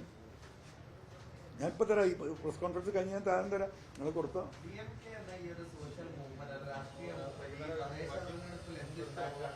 അത് വരട്ടെ മാഷെ, നമുക്കപ്പം നോക്കാന്ന്. നമ്മുടെ ഈ വിഷയങ്ങളൊന്നും ജനങ്ങളിലേക്ക് എത്തട്ടെ, ജനങ്ങൾ ഇതൊന്നും ചർച്ച ചെയ്യട്ടെ. ഇതിപ്പോ സോഷ്യൽ മൂവ്മെന്റ് ആണല്ലോ. പൊളിറ്റിക്കലാവുമ്പോൾ നമുക്കപ്പം അതിനെ പറ്റി നോക്കാം. നിങ്ങൾ ബേജാറാവില്ലേ? നിങ്ങൾ ആരൊക്കെ ഈ പഞ്ചായത്തിലെ ആരൊക്കെ ജയിപ്പിച്ചു കൊടുക്കാറുണ്ട്? അവിടെ പ്രശ്നം ഉണ്ടാവുന്നതിന്റെ ആരൊക്കെ അത് നമ്മൾ അപ്പം ആലോചിക്കാറുണ്ട്. അപ്പഴേ ഇനിയിപ്പോ ഈ നൈരേഖയൊക്കെ നമുക്ക് അവിടെ പറയാം. എനിക്ക് വയ്യ.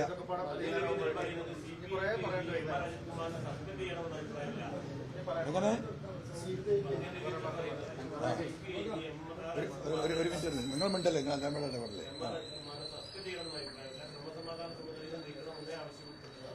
അതാണ് നെക്സസ്. ഈ നാട്ടിലെ എഴുത്തും വായനയും അറിയാത്ത സാധാരണക്കാരും കൂടി ഇത് മനസ്സിലാക്കണം. ഈ കസാരക്കളിയിൽ ആ ചങ്ങാതിനെ അപ്പുറത്തേക്ക് മാറ്റിയിരുത്തിയാൽ പോരാന്നുള്ളത്. അപ്പൊ എന്ത് ഇവർക്കൊരു മനംമാറ്റം? ഇതിപ്പോ ഇന്നെന്തായാലും മാറ്റുകയാളെ ആരെ? അജിത് കുമാറിനെ ഇന്ന് നമ്മളെ യോഗം തുടങ്ങുന്നതിന് മുമ്പായിട്ട് ഇപ്പൊ തന്നെ ഓർഡർ ഒന്നും ഇല്ല. അയാളെ മാറ്റിയിട്ട് എന്താ കാര്യം? എന്ത് കാര്യം? ഈ പറയുന്ന വിജിലൻസ്, ഈ പറയുന്ന SSB, ഈ പറയുന്ന ക്രൈംബ്രാഞ്ച്, ഈ പറയുന്ന സ്പെഷ്യൽ ബ്രാഞ്ച്, ഇതെല്ലാം നിയന്ത്രിക്കുന്ന ഇയാളല്ലേ ഈ അജിത് കുമാർ. അജിത് കുമാർ മൂക്കുന്ന ചൂള ഇടാന്ന് പറഞ്ഞാൽ ചൂള ഇടാൻ ശേഷിയില്ല. ഏത് ADGP ആണ് എന്നുള്ളത് ഇപ്പൊ എവിടെ ഗവൺമെന്റ് കുടുങ്ങി കിടക്കുന്നത്? ആ DGP എന്താ പറയാ, ഒന്ന് വരുന്നോത്ത് വെച്ച് കാണാൻ വെച്ചിട്ട് അദ്ദേഹത്തിന്റെ ബോധ്യങ്ങൾ കുറച്ച് സൂചിപ്പിച്ചിട്ടുണ്ട്. അവിടെയാ ഗവൺമെന്റ് കുടുങ്ങി കിടക്കുന്നത്. മുഖ്യമന്ത്രിയുടെ ഓഫീസ് എന്താ പ്രതീക്ഷിച്ചിരുന്നത്? അജിത് കുമാർ ഇതിൽ നേരിട്ടില്ല, പങ്കില്ല എന്നാണ് റിപ്പോർട്ട് കൊടുക്കുന്നത്. കാരണം ഇത്ര സമ്മർദ്ദം ചെലുത്തല്ലേ? പത്രസമ്മേളനം മുഖ്യമന്ത്രി നേരിട്ട് പറയില്ലേ അജിത് കുമാർ പരിശുദ്ധനാണ്, ഒരടിസ്ഥാനമില്ല ഇതിനൊന്നും, അൻവർ വെറുതെ ഉന്നയിക്കുകയാണ്, അവജ്ഞയുടെ കൂടി തള്ളിക്കറിയാം എന്ന് പറയുമ്പം ഈ അന്വേഷണ ഉദ്യോഗസ്ഥൻ കൊടുക്കുന്ന റിപ്പോർട്ട് ഇങ്ങനെയാകുന്നതിന് മുഖ്യമന്ത്രി പ്രതീക്ഷിക്കുവോ? പക്ഷേ CMOയുടെ പ്രതീക്ഷ എന്തായി? അവരുടെ കണക്കൂട്ടൽ തെറ്റി. DGP അദ്ദേഹത്തിന്റെ ബോധ്യത്തിനനുസരിച്ച് അദ്ദേഹത്തിന് കിട്ടിയ ഇത്രയേ ഉള്ളൂ. അദ്ദേഹത്തിന് കിട്ടിയ തെളിവുകൾ ഇതാ, ഇത്ര തെളിവുകളുണ്ട്, അത് വാക്കി കിടക്കുക. ആ വക്കത്ത് കൂടെ അന്വേഷിച്ചിട്ട് DGP പറഞ്ഞു ഇയാൾ ഇതിലെ കുറ്റക്കാരനാണ്. അവിടെയാണ് ഇപ്പൊ ഗവൺമെന്റ് പെട്ടിരിക്കുന്നത് അക്കോർഡിംഗ് ടു മീ. അപ്പൊ നമുക്ക് മഞ്ചേരി കാണാം. ലാൽ സലാം.